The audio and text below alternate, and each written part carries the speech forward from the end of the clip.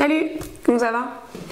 Là, ça fait 15 jours. Ça fait 15 jours, on en est au 9e épisode du podcast créatif. Et en fait, si tu débarques ici et qu'on ne se connaît pas, moi je suis Gaëlle, alias Mint Spirit. Et je fais des podcasts ici tous les 15 jours. Donc ils sont postés le dimanche vers 18h. Et aujourd'hui, j'ai quand même quelques trucs à vous montrer parce que j'ai fini des choses. J'en ai commencé d'autres. Allez, c'est parti.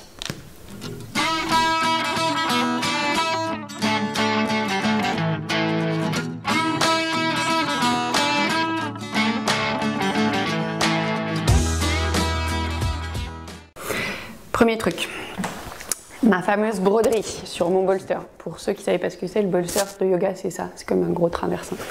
Donc je la mets dans le bon sens. Hop, je ne sais pas si, hop là, on peut bien voir à la caméra. Donc c'était une broderie de Ganesh. J'ai utilisé un canevas soluble de chez DMC pour faire ça, parce qu'en fait sur le noir c'est très compliqué de broder parce qu'on ne voit pas grand chose et en plus la trame était très petite, donc voilà. Alors comme vous pouvez le constater, il y a plein de peluches partout à cause du fameux canevas soluble. Je vous cache pas que je suis un peu déçue parce qu'en fait le canevas il s'est même carrément pris dans la broderie. Donc j'ai essayé de l'enlever à la pince à épiler, ça s'enlève pas super bien. Donc j'espère qu'à l'usage, les petits bouts vont finir par partir entre guillemets naturellement. Parce que je l'ai fait tremper, je l'ai quand même lavé à la main, doucement. Et au début j'étais hyper contente parce qu'avant que ça sèche, on voyait pas du tout les petits bouts. J'étais là, oh super, le résultat il est nickel et tout. Ouais, en fait une fois que c'était sec, c'était pas vraiment ça.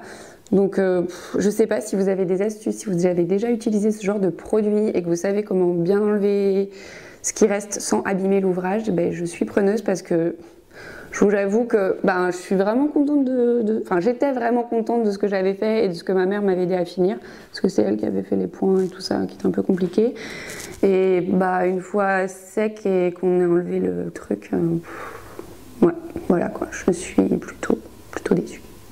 Donc n'hésitez pas dans les commentaires si vous avez des astuces, je suis preneuse. Donc ça c'était mon premier objet terminé. Hop. Le deuxième, si vous suivez le blog, vous l'avez déjà vu, donc il n'y a pas trop de surprise, mais si vous suivez pas le blog, du coup je vous le montre et je vous remettrai le lien dans la barre. Ah oui d'ailleurs, même pour le précédent, je vous mettrai le lien dans la barre d'infos là où j'ai acheté le modèle si ça vous intéresse de le réaliser. Donc là je vous mettrai le lien vers le blog parce qu'il y a tous les détails. C'est mon super châle, le South Bay Cholette, que j'ai terminé, quand? La semaine... il y a une semaine, un truc comme ça, je pense à peu près. Donc au départ, j'avais utilisé ce fil violet, qui était des pelotes qui restaient dans le stock de la grand-mère de mon mari. C'est de la fil d'art... Alors je sais plus trop le nom, mais vous aurez les infos sur le blog. Enfin de toute façon elle est plus vendue, hein, donc essayez pas de la chercher, c'était des vieilles pelotes vintage. Le souci c'est qu'en fait j'en avais que 5 et que ça suffisait absolument pas pour réaliser un châle à la taille qui me convenait. Donc ma très chère Anne de chez Lille Luisol m'avait aidé à choisir ce coloris moutarde pour l'associer et terminer le châle. Au départ j'étais partie sur un jaune qui claque. Il n'y en avait plus dans la marque, donc c'est la Arouetta classique de Filco Lana. Ils n'avaient plus, en fait, ils étaient en rupture de stock au niveau du jaune qui claque. Et finalement, je suis très contente de ce moutarde parce que je pense que ça se mariera quand même mieux avec les habits que je peux porter et tout ça cet hiver. Et franchement, je suis super contente. Il est tout doux, je l'ai lavé, il est impeccable, il bouge pas. Enfin, voilà, ça va être mon nouveau chouchou pour l'hiver prochain. Presque on aurait hâte qu'il fasse froid, mais on va pas trop s'emballer non plus. Donc voilà, c'est tout pour les projets terminés. Mais c'est déjà pas mal. Au niveau des projets en cours, il y a toujours l'éternel Cozy Hubby, le pull pour mon mari. Il a l'air minuscule en fait quand je le mets comme ça, mais je vous jure qu'il lui va, hein, parce que mon mari est pas tout petit. Mais voilà, donc ça c'est le début. Donc j'ai juste séparé les manches et commencé le dessous. Le col il se rajoute après. C'est un espèce de, pas col roulé, mais c'est un col qui monte, qui est très joli d'ailleurs. Je vous mettrai le lien vers le patron en barre d'infos. Je pense que je vais, avant de terminer le corps, je vais reprendre en fait les manches pour les commencer, pour être sûr que tout tombe correctement et puis pour changer un peu parce que j'adore ce patron, c'est pas le problème, mais c'est que du jersey. Et honnêtement, c'est un petit peu ennuyeux. Donc passer aux manches, oui, quelques diminutions, ça me changera du jersey, même si ça ne change pas grand chose. Et puis ça permettra de voir un peu mieux l'avancée et de l'essayer à mon mari pour être sûr qu'il n'y a pas de souci, parce que si jamais il y avait un problème, ce serait bien de démonter avant que j'ai fait tout le corps. Voilà, donc ça c'est le premier projet en cours. Ouais, parce que j'avais plus qu'un projet. Oh, ça a duré une semaine où j'avais qu'un seul projet en cours. Et comme vous avez compris, le jersey, et puis en plus, j'avais ma box à chaussettes. Donc du coup j'ai craqué. Hier matin, j'ai monté le début de mes chaussettes de la box Knit Crate du mois de mai. Juste pour finir, celui-là, j'avais oublié de vous dire, le fil, c'est toujours Arweta classique de fil Collana. Le même fil d'ailleurs que pour la fin du châle que je vous ai montré tout à l'heure. C'est un fil à chaussettes et il est d'une douceur absolue, hyper agréable à tricoter.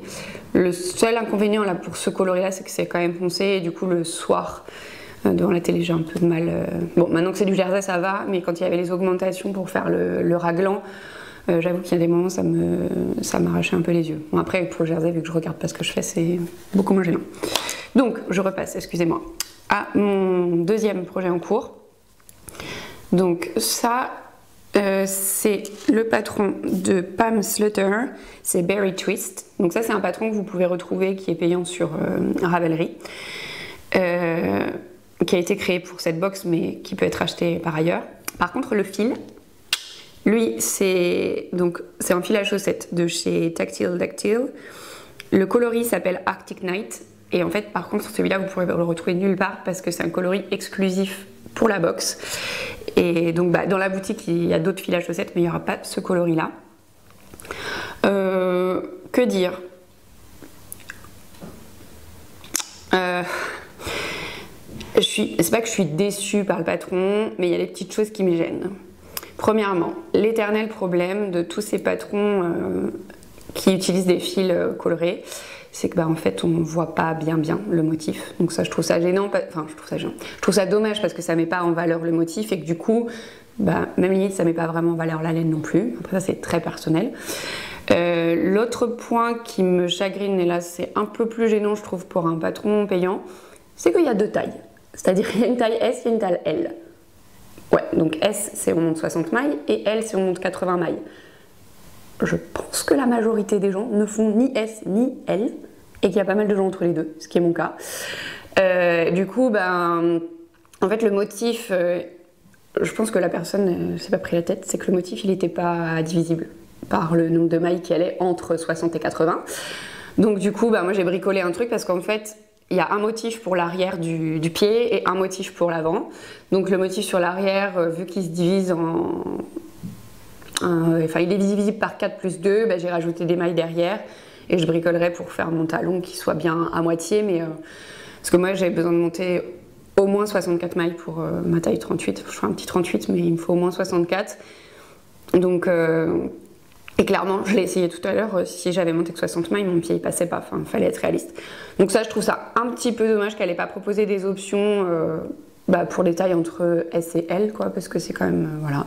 Mais sinon, par contre, j'adore le motif, il est très sympa, c'est des torsades sur le devant et des sortes de côtes cassées derrière. C'est très facile à retenir en plus, donc ça se tricote tout seul. Hier, j'ai pris le train, ça avance, on n'a pas forcément besoin de regarder. Enfin, si on regarde le badge pour une première fois et après ça se fait tout seul, on l'a par cœur. Donc ça, c'est cool. C'est un patron qui a un talon droit renforcé, donc vous étonnerez pas, je ne ferai pas ce talon-là et je ferai un talon après coup parce que le talon droit, c'est pas mon truc et en plus, voilà. Enfin, si vous me suivez depuis longtemps, vous commencez à me connaître, c'est plus une nouveauté. Et pour le montage des mailles, il n'y avait rien de précis dans le patron. Du coup, j'ai essayé une nouvelle technique. Et vous me voyez venir. Il y aura sans doute un tuto, genre la semaine prochaine ou bientôt, pour vous expliquer cette technique, parce que c'est encore un truc différent. Ouais, moi, je suis un peu une geek au niveau tricot, c'est-à-dire que j'adore essayer plein de techniques. J'aime bien tricoter des patrons, mais j'aime bien qu'il y ait des petits challenges techniques. Et du coup voilà, pour cette chaussette là, vu que le motif n'avait pas de challenge particulier, je me suis dit que j'allais encore chercher un nouveau truc à faire. Donc voilà, je vous montrerai ça très bientôt. Voilà, 2 projets en cours. et je vais m'y tenir. Je n'en aurai pas 3 en même temps. Enfin, on va essayer. Pour les projets à venir, je suis toujours en réflexion sur quel pull je pourrais me tricoter. J'ai vu passer des jolies choses. Là, il y a pas mal de patrons qui sont sortis sur des filles dont je suis les comptes sur Instagram. J'ai vu des jolies choses. Par contre, c'est toujours éternel problème que je porte pas vraiment de pull en hiver et du coup, j'ai peur que si je m'en tricote un, je le porte pas. Donc, à moins d'avoir un vrai coup de cœur, pour l'instant, je n'ai pas trop prévu de me tricoter un pull, contrairement à ce que je pensais en début d'année. Par contre, je me rends compte que j'ai un stock infini de restes de fil à chaussettes. Parce qu'en fait, le problème, je sais pas si on peut dire que c'est un problème, mais un écheveau de fil à chaussettes, enfin moi qui chausse du 38, je le finis jamais. Il m'en reste toujours pas mal, mais jamais assez pour faire 2 paires. Donc du coup, je regardais mon stock là et il y a encore pas mal de fils, de restes d'écheveaux qui traînent. Et je vais essayer de trouver quelque chose pour pouvoir les utiliser. Donc ce sera très certainement des chaussettes, hein, parce que j'ai pas trop envie de me lancer dans un châle ou je sais pas quoi. Mais ce que je pense faire en fait, c'est... Parce que mes couleurs, il y en a aucune qui vont ensemble. Clairement, c'est toujours des fils avec plusieurs couleurs. Et je pense que si je les mets ensemble, ça va faire un truc juste pas possible. Donc l'idée que j'avais eue, je sais pas, vous me direz ce que vous en pensez si vous avez déjà testé. Ce que je l'avais fait sur une paire, c'est de racheter un fil à chaussettes qui est uni, qui s'associe bien avec la couleur, là où les couleurs de l'écheveau dont il me reste du fil, et de faire un patron où je fais par exemple le bout des chaussettes, le talon et la bordure avec le fil uni, et le reste de la chaussette avec le fil coloré quoi. Donc voilà, d'ailleurs si vous avez des idées de patrons, de chaussettes qui se prêtent bien à cet exercice, je suis preneuse. Et voilà, c'était un peu mon idée. En plus, on va partir en vacances et j'aime bien avoir un projet pas trop encombrant à emmener avec moi. Surtout que là, pour les vacances qui se préparent, on est obligé de peser tout ce qu'on emmène parce qu'on ne peut pas emmener 1 milliard de trucs. Donc je pense que clairement je n'emmènerai pas le pull de mon mari qui ne sera de toute façon pas fini. Faut être réaliste à un moment donné dans la vie. Et du coup je pense que j'emmènerai des chaussettes parce que bon, ça fait pas trop de fil, ça fait juste des aiguilles circulaires à emmener. Je pense que c'est ce qui me demande le moins de matériel. Et voilà. Donc c'est tout pour les projets à venir. J'ai pas grand chose en perspective, on va dire. Voilà. Sinon, je voulais vous parler d'un truc qui me tient très à cœur. C'est toujours cette histoire de projet des chevaux solidaires pour lequel je suis marraine, où je vous avais annoncé que je devais donner des cours de yoga dont pas les bénéfices, en fait, c'est tout l'argent qui est reversé. En fait, vous faites un don à l'association et en échange de ce don, je donne un cours de yoga. Donc il y avait eu une première date, genre le 14 mai, où il a plu, donc j'ai dû annuler le cours, il n'a pas eu lieu. Il y a un cours demain, je croise à fond les doigts, mais il me prévoit encore Météo France de la pluie pour demain en fin de journée. Donc j'espère que le cours sera maintenu. D'ailleurs il reste plein de places, hein. Si vous voulez venir et que vous êtes à Paris, surtout n'hésitez pas, hein. Voilà. Je pense que les gens attendent de savoir s'il va faire beau pour s'inscrire, mais je ne vous en veux pas.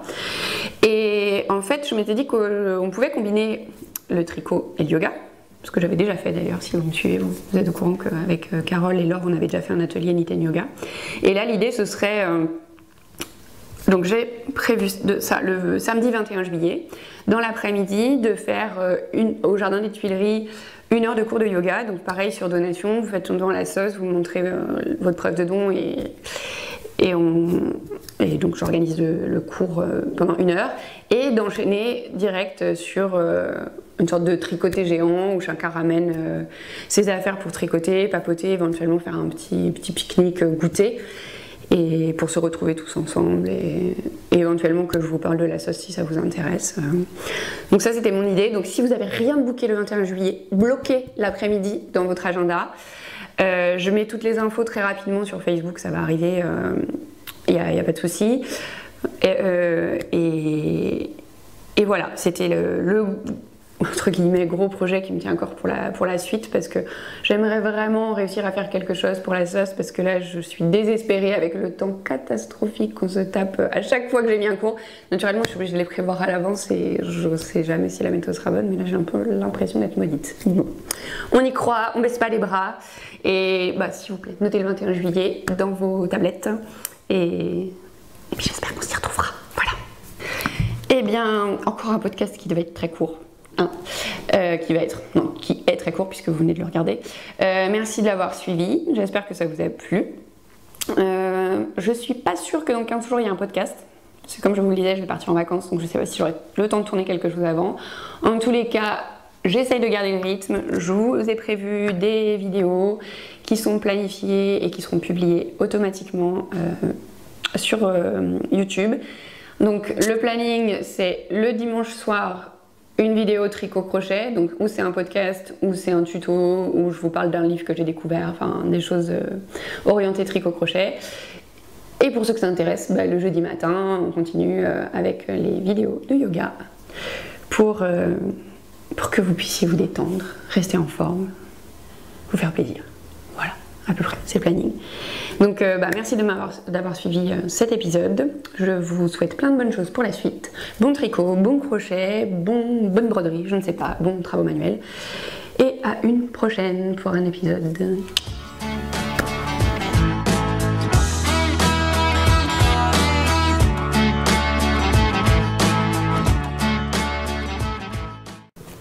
Salut!